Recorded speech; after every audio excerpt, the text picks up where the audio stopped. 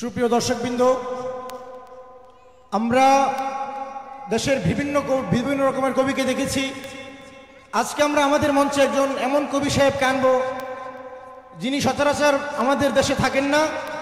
তাকে আমরা আমাদের আনতে খুব কষ্ট হয়েছে এবং তিনি অনেক বিখ্যাত একজন কবি। আমরা তার পরিচয় তার কাছ থেকে নিব। তো আমাদের কবি সাহেবকে আমি মঞ্চে আসার জন্য আমন্ত্রণ জানাচ্ছি।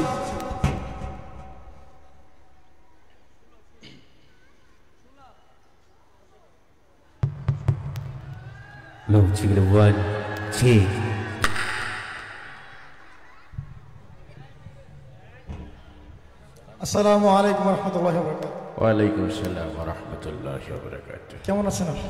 আছি আলহামদুলিল্লাহ ভালো। কবি সাহেব, আপনার নাম? আমার নাম হইতে আছে মহিউদ্দিন হাসান আল কবিরাজ। কবিরাজ কেন? আপনি কি লেখালেখির পাশাপাশি চিকিৎসাও করেন? এত ঘন কথা বললে কেন তুমি? হ্যাঁ, চিকিৎসা করলে তাকে কবিরাজ বলা হয়, এটা তোমাকে কে বলেছে? তোমরা ঋতুর রাজাকে কি বলো? ঋতুরাজ। বসন্তের রাজাকে কি বলো? বসন্তরাজ। আমি হইতে আছি কবিদের রাজা, তাই কবিরাজ। তো আপনি তো বিভিন্ন দেশে সফর করেছেন, তা আমাদের কিছু যদি দেশের নাম বলতেন। ও বহু দূরের দেশ, চেনবা না, সব মিডিল ইস্টের ওই পাশে। না না, একটু বলেন, আমাদের শ্রোতা শোনার জন্য অপেক্ষা করছে। কত দেশের নাম বলবো? এই মনে করো নোয়াখালী, কুমিল্লা, চাঁদপুর, বরিশাল, বহু দেশ গেছি, চেনবা না তোমরা। তো আপনি কত সাল থেকে কবিতা লেখা শুরু করেছেন? আমি অনেক আগে থেকেই কবিতা লিখি, প্রায় মনে করো 1900 ছোটকাল থেকেই কবিতা লিখি আমি। আচ্ছা আচ্ছা আচ্ছা, এতক্ষণে তো আপনার লেখালেখির অভিজ্ঞতা সম্পর্কে যদি আমাদের কিছু বলতেন। আমার লেখালেখির অভিজ্ঞতায় ইকোটা কমাই দেন, বেজ বাড়াই দেন। আমার লেখালেখির অভিজ্ঞতা, আমি তো বলেছি যে আমি অনেক আগে থেকেই কবিতা লিখি। আমি যখন থেকে কবিতা লেখা শুরু করেছি তখন তোমার বাপদাদারও জন্ম হয় না। এমনকি ওই যে রবীন্দ্রনাথ, কাজী নজরুল আছে না, ওদের জন্মের আগে থেকেই আমি কবিতা লিখি। তোমরা একটা কবিতা পড়েছো, পাখি সব করে রব, রাতি পোহাইল, কারণে কুসুম কলি, সকলে ফুটিল, ওইটা কিন্তু আমার লেখা। তা আমি যখন প্রথমে কবিতাটা লিখি, তোমরা তো আধুনিক যুগের ছেলে মেয়ে, কত কিছুই আপডেট পাইছো, আকার, রসিকা, দীর্ঘিকার, এক একটা অক্ষর পাইছো, মেলা কিছু হয়েছো। আমার যুগে এত কিছু আবিষ্কার হয় নাই। আমি যখন প্রথমে এই কবিতাটা লিখি তখন আকার রসিকার কিছু আবিষ্কার হয়েছিল না। তখন আমি এই কবিতাটা লিখেছিলাম এইভাবে: পখসব কররব রতপহল, কনন কসম ফল সকল ফটল। তার কিছুদিন পরে যাই মনে করো আকার আবিষ্কার হইল, আমার কবিতা হয়ে গেল পাখা সাবা কারারাবা রাতা পাহালা, কানানা কাসামা ফালা সাকালা ফাটালা। তারপরে যাই মনে করো রসিকার আবিষ্কার হইল, আমার কবিতা হয়ে গেল পিখিসিবি কিরিরিবি রীতি পিহিলি, কিনিনি কিসিমি ফিলি শিকিলি ফিটিলি। তারপরে যে মনে করো রস্যকার আবিষ্কার হইল, আমার কবিতা হয়ে গেল পুকুসুবু কুরুরুবু ঋতুপু হলু, কুনুনু কুসুমু ফুলু শুকুলু ফুটুলু। তার কিছুদিন পরে যে একার আবিষ্কার হইল, আমার কবিতা হয়ে গেল পেখে সেবে কেড়ে রেবে রেতে পেহেলে, কেনে কেসেমে ফেলে সেকেলে ফেটেলে। তারপরে ওকার আবিষ্কার হইল, আমার কবিতা হয়ে গেল পুকুসবু কুরুরুবু ঋতুপু হলো, কুনুনু কুসুমু ফল সকল ফটল। তারপরে যখন ঔকার আবিষ্কার হইল, আমার কবিতা হয়ে গেল পৌ খৌ সৌ বৌ কৌ রৌ রৌ বৌ রৌ তৌ পৌ হৌ লৌ, কৌ নৌ নৌ কৌ সৌ মৌ ফৌ লৌ, সৌ কৌ লৌ ফৌ টৌলৌ। সব কিছু যখন আবিষ্কার হয়ে গেল, আমার কবিতাটাও কমপ্লিট হয়ে গেল। পাখি সব করে রব, রাতি পোহাইল, কাননে কুসুম কলি সকলে ফুটিল। আচ্ছা, এতক্ষণ তো আমরা আকার ও শিকার শুনলাম। তো যখন আকার ও শিকার অক্ষর আবিষ্কার হয় নাই, তখন আপনি কবিতা কিভাবে? যখন অক্ষর আবিষ্কার হয় নাই, তখন তো আকার ও শিকারের ইতিহাস শুনলাম। যখন অক্ষর আবিষ্কার হয় নাই, তখন এই কবিতাটা আমি লিখেছিলাম ইশারা ইঙ্গিতে। তখন আমি এটা লিখেছিলাম এইভাবে: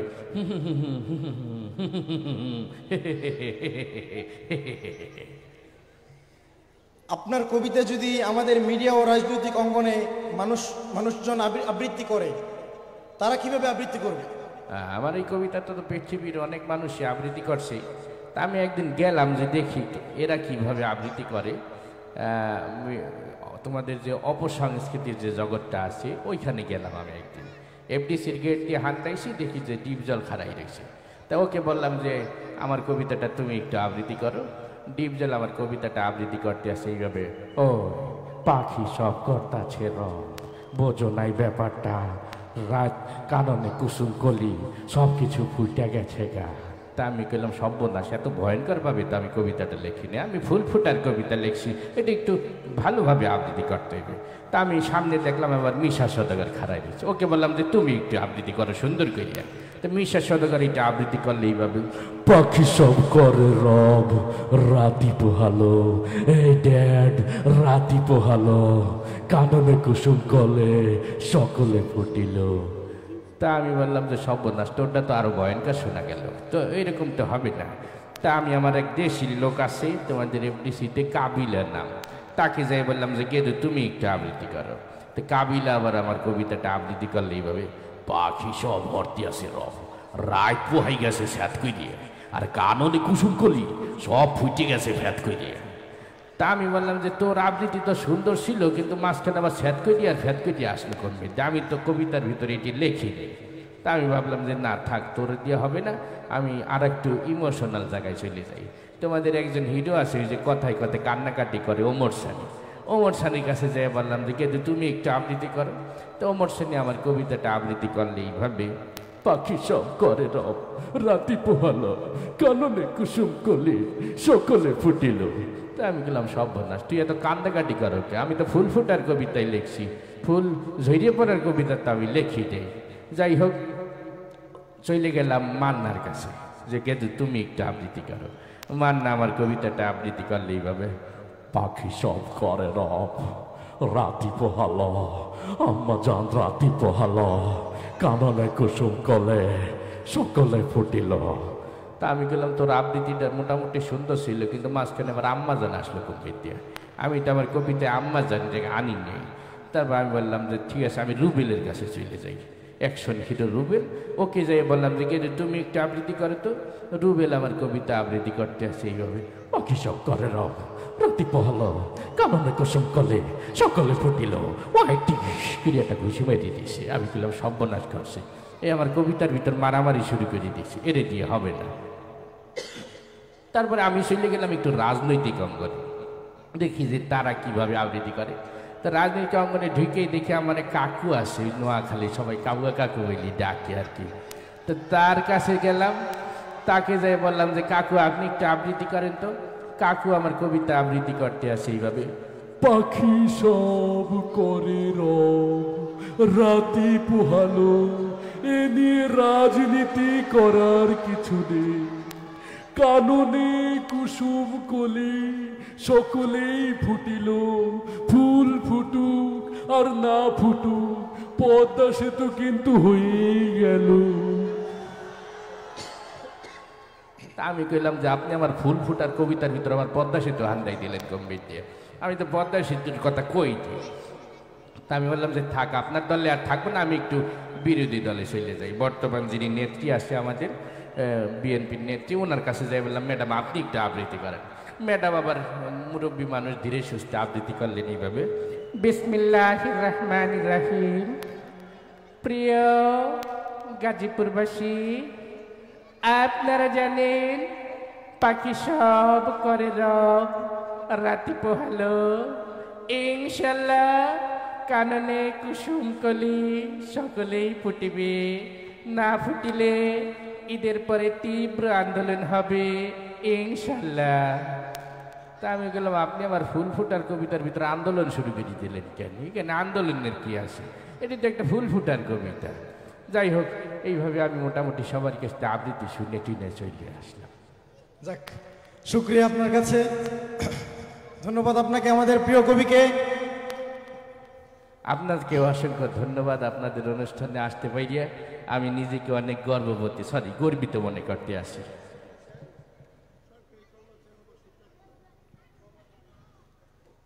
সরকারি চাকরি হচ্ছে এটা কম হয়ে গেল। আচ্ছা, মাশাআল্লাহ, জাযাকাল্লাহ। আমার কবিতা শুনে হাতিয়ে দিছে, মারহাবা বলেন সবাই, মারহাবা। আল্লাহ ওনার ইনকামে আরো বরকত বাড়াই দেখ। আমিন। আগামী বছর আবার আসবেন, আর একটু বাড়াই দিন। আসসালামু আলাইকুম। উপস্থিতি এই পর্যায়ে আমাদের সম্মুখে অভিনয় নিয়ে আসছে সারা বাংলার আলোড়ন সৃষ্টিকারী অভিনয় বন্ধু আমাদের প্রাণের খোরাক মহিউদ্দিন হাসান খান সাহেব।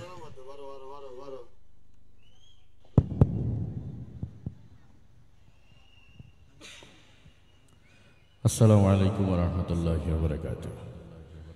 আসলে উম্মুল কুরা পরিবারের শিক্ষা পরিবারের প্রোগ্রামে তো আগেও আইছি, এখন আমি তাদের ফ্যামিলির তাদের পরিবারের একজন সদস্যের মতো। এখানে মাঝে মধ্যে আইসি খ্যাপ ট্যাপ মেটে গেছি প্রোগ্রামে, তো খোরাকি যা দিয়ে ফেলাইছে আগে, আজকে আইসি হাজিরে দিতে। তো আমরা বর্তমান প্রেক্ষাপটে দেখি আমাদের দেশে কিছু নারীবাদী আছে। যেটা উম্মুল কুরা শিক্ষা পরিবারের একটা মহিলা মাদ্রাসা আছে, এখানে ছাত্রীরা পড়াশোনা করে। তো এদের কি দাম কমে গেছে না বাড়ছে? বাড়ছে না? এরাও এই যে আমরা আরবিতে লেকচার শুনলাম, ইংরেজিতেও তারা লেকচার দিতে পারে। তা শিক্ষার তো কোনো দিক থেকে কমতি নাই। কিন্তু এই নারীবাদীরা, যাদেরকে আমরা নেড়িবাদী বলি থাকি আর কি, এই নেড়িবাদীরা মাঝে মাঝে কয় যে ইসলাম ধর্মের ভিতর নারীকে অধিকার দেওয়া হয় নাই। তো এগুলোর কাছে ঘুরে ফিরে হিসেবে একটাই, ওই যে বাপের কাছ থেকে সম্পত্তি ভাগ করার সময় অর্ধেক পায়, ওইটার সুতা ধুইটি বলে বেড়ায় যে ইসলাম নারীরে তার মানে প্রাপ্য সম্মানটুকু দেয় নাই। কিন্তু এই মগারা বোঝে না যে আমাদের নারীরা কিন্তু ঘুরে ফিরে ডাবল পায় পুরুষের থেকে, ঠিক না? এরা বাপের ভাগেও পায়, ভাইয়ের ভাগেও পায়, আবার স্বামীর ভাগেও পায়, তিন দিক থেকে পায়। আর আমরা বলারা খালি বাপের ভাগেই যা আছে তাই পাই। তাহলে ওরা আমাকে থেকে আরো ডাবল পাইছে না? কিন্তু ওরা ওই যে অঙ্কে কাঁচা, তো ঘুরে ফিরে কয় কি যে বাপের কাছ থেকে অর্ধেক পাইলো, তার মানে ইসলাম দেয় নাই। ইসলাম নারীকে যে সম্মান দিছে, এরকম সম্মান অন্য কোনো ধর্মে দিতে পারে নাই, ঠিক কিনা বলেন? মায়ের পায়ের নিচে সন্তানের বেহেশত, এরকম কথা অন্য কোনো ধর্মে নাই, ইসলাম ধর্মেই আছে। কিন্তু এরা এই ঘুরে ফিরে একই কথা বলে। এখন তারা নারীর সম্মান বলতে কি বোঝে?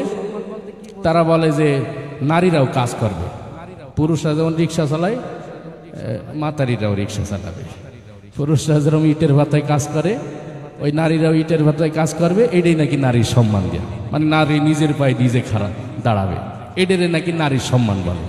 যেখানে ইসলাম নারীকে রাজরানীর মতো একটা সম্মান দিছে, যে তোমার কোনো কাজ নাই, তুমি ঘরে বসে সংসার সামলাবা রাজরানীর মতো, যত বাইরের কষ্ট ক্লেশ আছে পরিশ্রম আছে সবকিছু সামলাবে পুরুষ, তুমি ঘরের কাজটা সামলাবা, ঘরের মহারানী থাকবা তুমি।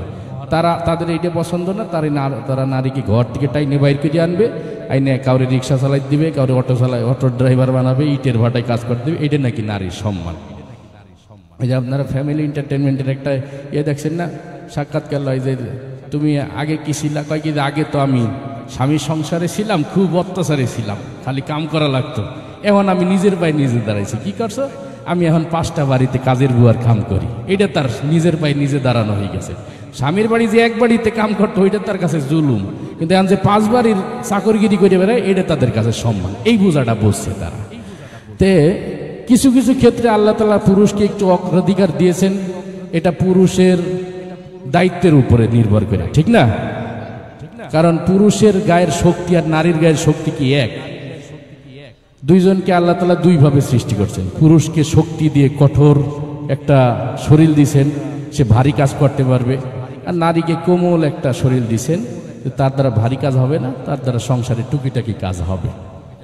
একদম ছোট বাচ্চা থেকে শুরু করে বড় মানুষরা পর্যন্ত। এই যে এখন শীতকালে বড়ইয়ের সিজন আইছে, আপনি ছোট্ট একটা বাচ্চারে যদি বলেন যে বাবু তুমি একটা বড়ই গিয়েছে ঢিল ছুটে একটা বড়ই পারো তো, ওর দেখবেন ছোট মানুষ হলেও একটা পুরুষ পুরুষ ভাব আছে, সে একটা খোয়া নিবে, নিয়ে পুরুষের মতো এইভাবে ঢিল ছুঁড়ে মারবে। আর এটা যদি একটা মহিলাকে দেন, সে যত বড়ই মোটাতা যাব, আপনি একটা ঢিল ছুঁড়েন তো, তাল ধীরে ছিল ভাবি একটু মাতারি মাতারি ভাব থাকবে, ঢিলটা দিবে এইভাবে দিয়ে এইভাবে ছিঁড়ে মারবে। অর্থাৎ সৃষ্টিগতভাবে একটা পার্থক্য আছে, পুরুষ আর নারী কখনো এক হতে পারে না, ঠিক কিনা বলেন? এই যে আমাদের একটা কবিতা আছে, বিদ্রোহী কবিতা, কাজী নজরুল ইসলাম লিখছে। এই বিদ্রোহী কবিতাটা পুরুষের কণ্ঠে যেমন মানাবে, নারীর কণ্ঠে কিন্তু ওইরকম মানাবে না, ঠিক কিনা? কারণ বিদ্রোহী কবিতার মধ্যে একটা বিদ্রোহী বিদ্রোহী ভাব থাকতে হবে এবং একটা ভরাট কণ্ঠ থাকতে হবে। এই বিদ্রোহী কবিতাটা যদি আপনি একজন পুরুষকে আবৃত্তি করতে দেন, সে আবৃত্তি করবে একদম বিদ্রোহী স্টাইলে, বলবীর বলচির উন্নত মম শির, শির নিহারি আমার ইয়ে নত শির ওই শিখর হিমাদ্রির বল মহাবিশ্বের মহাকাশ ফাড়ি চন্দ্র সূর্য গ্রহ তারা ছাড়ি ভুলোক দুলোক গোলক ভেদিয়া খোদার আসন আরশ ছেদিয়া উঠিয়াছি চির বিস্ময় আমি বিশ্ববিধাত্রীর বলবীর আমি চির উন্নত মানুষই। এটা হলো বিদ্রোহী কবিতার আবৃত্তি। এই আবৃত্তিটা যদি আপনি মাতারিদেরকে দেন, যে আপনি একটা আবৃত্তি করেন, যতই মোটা হোক মমতাজের মতো, তার আবৃত্তি সর্বোচ্চ বলো পীর বলো চির উন্নত মমশির শির নিহারি আমারই নত শির ওই শিকড়ি মাদ্রির। এর সে বেশি তাদের গায়ে আর জোর নাই, ঠিক কিনা বলেন? তো সুতরাং পার্থক্য সৃষ্টিগতভাবেই আছে, সব জায়গায় খালি সমান অধিকার চাইলেই পাওয়া যায় না। আর একটা উদাহরণ দেই, তাদের ব্যাপারে একটা প্রসিদ্ধি আছে, তারা 1 মিনিট চুপ থাকতে পারে না কোনো সময়, তাই না? এই যে আমরা লম্বা সফর করি, এই আমি মনে করেন ফরিদপুরের থেকে আইছি, কারণ ফরিদপুর থেকে যদি আমার বাসের পাশে একজন অপরিচিত মানুষ বসে, দুইজনই যদি পুরুষ হই, মোটামুটি আমরা যদি চেষ্টা করি যে যার মতো বসে থাকবো, কেউ কারোর সাথে কথা বলবো না, একদম ফরিদপুর থেকে এই পর্যন্ত আসতে পারবো আমরা চুপ থেকে, কথা বলার দরকার নাই। আর যদি দুইজন মাতারি পাশাপাশি বসে, উঠার 1 মিনিট পরেই আপা আপনি কোথেকে এসছেন, কোথায় যাবেন, এই করতে করতে বাস গন্তব্যে যাওয়ার আগে দুইজন পরাণের বান্ধবী হয়ে যায়। বাসে থেকে নামার সময় কাইন্দে দেখ, একজন আর একজনের সাইডে যাইতে চায় না, তারা চুপ থাকতে পারে না। এটা আমরা দোষ হিসেবে বলতে আসি না, এটাও তাদের একটা গুণ যে তারা 1 মিনিট চুপ থাকতে পারে। তো এই নারীবাদীরা একবার একটা সম্মেলন করতে আসে পুরুষদের বিরুদ্ধে নারীর অধিকার নিয়ে। তো ওই সম্মেলনের যে বক্তা সেও নারী, অডিয়েন্সে যারা বসা আছে সবাই নারী। তো তার বক্তব্যটা ছিল এরকম যে আজকে পুরুষরা আমাদেরকে অনেক কথাই বলে, তারা বলে আমরা নাকি কিচ্ছু করতে পারি না, তারা আমাদের উপর সবচেয়ে বড় যে অপবাদটা দেয় সেটা হলো আমরা নাকি কখনো চুপ থাকতে পারি না। আজকে আমি সহ এই অডিয়েন্সে যত নারী আছি সবাই 1 মিনিট চুপ থেকে প্রমাণ করে দিব আমরা নারীরা সব পারি, ঠিক আছে? ওরা চুপ থেকে দেখাবে। তো হাতে ঘড়ি ছিল, বলছে সময় শুরু হচ্ছে, সেকেন্ড ঘুরতেছে, চুপ করে আছে। তা ওনার চুপ থাকার ভাব ছিল এরকম।